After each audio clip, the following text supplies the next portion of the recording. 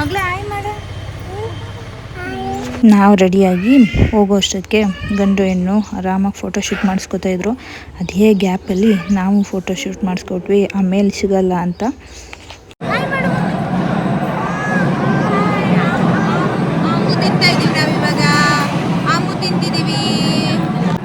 ಆಮೇಲೆ ಅಲ್ಲಿಂದ ಡೈರೆಕ್ಟ್ ತಿಂಡಿ ಮಾತ್ರ ಸಖತ್ತಾಗಿತ್ತು. ತಿಂಡಿ ತಿಂದ್ಕೊಂಡು ಹಾಲಿಗೆ ಹೋದ್ವಿ.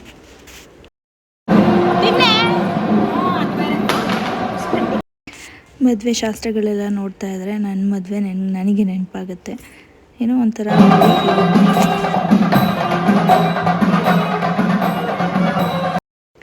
ಹೆಣ್ಮಕ್ಳಿಗೆ ಮಿಕ್ಸ್ ಫೀಲಿಂಗ್ ಇರುತ್ತೆ, ಒಂಥರ ಖುಷಿನೂ ಇರುತ್ತೆ, ಅಪ್ಪ ಅಮ್ಮನ ಬಿಟ್ಟೋಗ್ಬೇಕು ಅನ್ನೋ ಬೇಜಾರು ಇರುತ್ತೆ.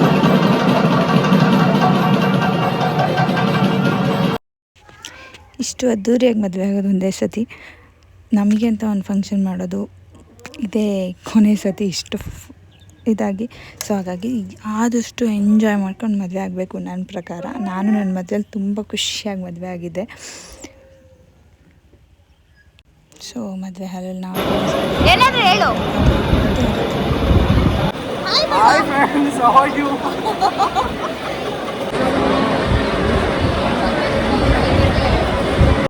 ಅಷ್ಟೊತ್ತಿಗೆ ಅಮ್ಮನೂ ಫಂಕ್ಷನಿಗೆ ಬಂದರು. ಸೊ ನಾನು ಸ್ವಲ್ಪ ಫ್ರೀ ಆದೆ, ಮಗಳಿಂದ ನಿನ್ನೆಯಿಂದ ಸಾಕಾಗಿತ್ತು. ನಾನು ಅದಕ್ಕೆ ರಿಸೆಪ್ಷನಿಗೆ ರೆಡಿ ಆಗೋಣ ಅಂತ ರೂಮಿಗೆ ಹೋದೆ ಅಮ್ಮನ ಜೊತೆ ಪಾಪನ ಬಿಟ್ಬಿಟ್ಟು. ಅಷ್ಟೊತ್ತಿಗಾಗಲೇ ರಂಪಾಟ ಶುರು ಮಾಡಿದ್ಲು.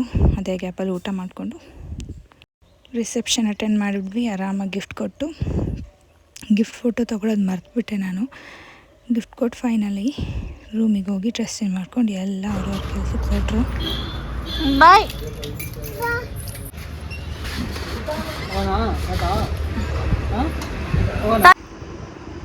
ಸೊ ಬೆಳಗ್ಗೆಯಿಂದ ಮದುವೆದು ಕ್ಲಿಪ್ಸ್ ಎಲ್ಲ ಹಾಕಿದ್ದೀನಿ.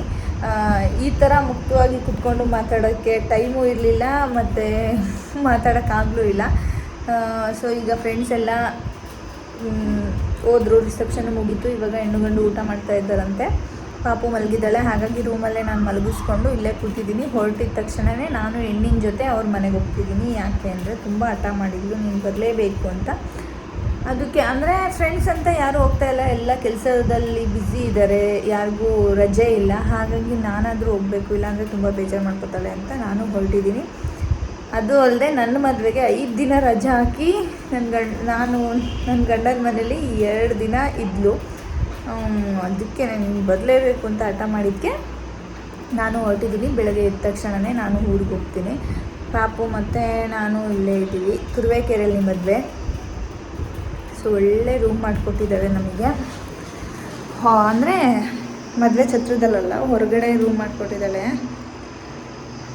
ಆದಾಗ ನಾನು ವೀಡಿಯೋ ಮಾಡೋಕ್ಕಾಗಲಿಲ್ಲ, ಯಾಕೆಂದರೆ ಟೈಮ್ ಆಗಿಬಿಟ್ಟಿತ್ತು. ಅದಕ್ಕೆ ಕಾಟಿತ್ತು. ಇಲ್ಲಿ ನಾನು ಇನ್ನೊಬ್ಳು ಫ್ರೆಂಡು ಕೆಳಗೆ ಮಲಗಿದ್ವಿ.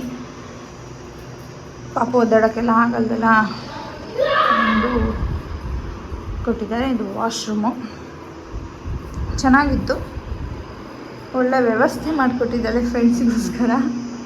ಪಾಪು ಮಲಗಿದ್ದಾಳೆ. ಇವಾಗ ನಾವಿದರಲ್ಲಿ 4 ಜನ ಪ್ಲಸ್ ಪಾಪು 5 ಜನ ಇದ್ವಿ. ಆರಾಮಾಗಿ ಅದೇ ಮುಗಿಸಿದ್ವಿ. ಸೊ ನೆಕ್ಸ್ಟ್ ಕ್ಲಿಪ್ಸ್ಗಳು ಅವ್ರ ಗಂಡನ ಮನೆಯಲ್ಲಿ ಏನೇನು ಶಾಸ್ತ್ರ ನಡೀತಲ್ಲ ಅದನ್ನೆಲ್ಲ ಹಾಕೋಕ್ಕೆ ಟ್ರೈ ಮಾಡ್ತೀನಿ. ಸೊ ಇವಾಗ ಊಟ ಮಾಡ್ತಾಯಿದ್ದಾರೆ, ಅದೆಲ್ಲ ಹಾಕೋಕ್ಕಾಗಲಿಲ್ಲ, ಯಾಕೆಂದರೆ ಪಾಪ ಮಲ್ಕೊಂಬಿಟ್ಟಿದ್ದಾಳೆ. ನಾನು ಇಲ್ಲೇ ಕಾಯ್ಕೊಂಡು ಕೂತ್ಕೊಬೇಕು, ಮತ್ತು ಎತ್ಕೊಂಡು ಹೋಗೋದೆಲ್ಲ ಕಷ್ಟ. ಈ ಶೆಕೆಯಲ್ಲಿ ಪಾಪ ಅವಳಿಗೆ ಇರಿಟೇಟ್ ಆಗುತ್ತೆ. ಸೊ ಹಾಗಾಗಿ ಅಲ್ಲಿಗೆ ಹೋದ್ಮೇಲೆ ಏನೇನೆಲ್ಲ ಆಗುತ್ತೆ ಅಂತ ಹಾಕ್ತೀನಿ ನೋಡಿ. ಸೊ ವೀಡಿಯೋಗಳು ಅಪ್ಲೋಡ್ ಆಗ್ತಾಯಿಲ್ಲ, ಯಾಕೆಂದರೆ ಈ ನೆಟ್ವರ್ಕೇ ಇಲ್ಲ. ನಾನು ಏನು ಮಾಡಲಿ, ನಾನು ನಿನ್ನೆ ಬೆಳಗ್ಗೆ ಹಾಕಿದ್ದು ಅಪ್ಲೋಡಿಗೆ ಇನ್ನೂ ಅಪ್ಲೋಡ್ ಆಗೇ ಇಲ್ಲ. ಯಾರದೇ ಹಾಟ್ಸ್ಪಾಟ್ ಆನ್ ಮಾಡಿಕೊಂಡ್ರೂ ಅಪ್ಲೋಡ್ ಆಗ್ತಾಯಿಲ್ಲ. ಸೊ ಹಾಗಾಗಿ ಇನ್ನೇನು ಮಾಡೋದು, ಊರಿಗೆ ಬಂದ ಮೇಲೆ ಹಾಕ್ತೀನಿ ಅಂತ ಅಂದ್ಕೊಂಡಿದ್ದೀನಿ. ಯಾವಾಗ ಅಪ್ಲೋಡ್ ಆಗುತ್ತೆ ಗೊತ್ತಿಲ್ಲ. ಅಪ್ಲೋಡ್ ಆದ ತಕ್ಷಣವೇ ನೋಡಿ. Thank you. ಫೈನಲಿ ಇದ್ದೇ ತುಂಬ ಕಷ್ಟವಾದ ಸಿಚುವೇಶನ್ ಲೈಫಲ್ಲಿ ಹೆಣ್ಮಕ್ಳಿಗೆ. ಅಪ್ಪ ಅಮ್ಮನ್ನ ಬಿಟ್ಟು ಹೋಗಲೇಬೇಕು, ಬೇರೆಯವ್ರ ಮನೆಗೆ ಹೋಗಿ ಅಡ್ಜಸ್ಟ್ ಆಗಲೇಬೇಕು. ಫೈನಲಿ ಅವ್ರ ಮನೆಗೆ ಹೋದ್ವಿ. ಸೊ ಈ ವಿಡಿಯೋನ ಇಲ್ಲಿಗೆ ಎಂಡ್ ಮಾಡ್ತೀನಿ. ನೆಕ್ಸ್ಟ್ ವಿಡಿಯೋಗೆ ವೆಯ್ಟ್ ಮಾಡಿ. ಮದುವೆ ವಿಡಿಯೋ ಎಂಡ್ ಆಯ್ತು ಇಲ್ಲಿಗೆ. ಸೊ ಬಾಯ್.